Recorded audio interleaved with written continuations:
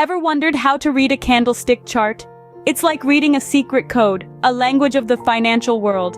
But fear not, it's simpler than you might think. Imagine a rectangle, a box if you will.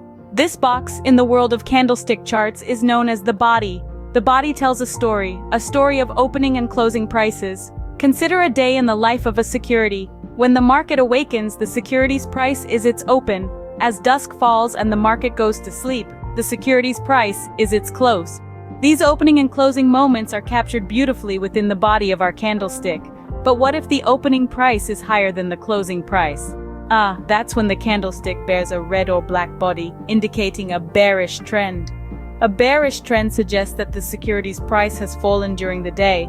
On the flip side, if the opening price is lower than the closing price, the candlestick dons a green or white body, indicating a bullish trend.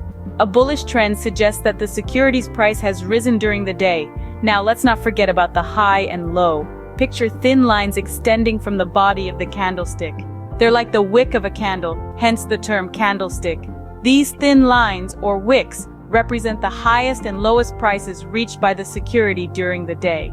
The top of the upper wick marks the high, while the bottom of the lower wick marks the low. So to decode the candlestick chart, remember these key points. The body of the candlestick represents the opening and closing prices. A red or black body indicates a bearish trend, where the opening price is higher than the closing price.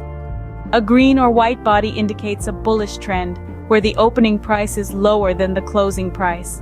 The thin lines or wicks represent the highest and lowest prices reached by the security during the day. And there you have it.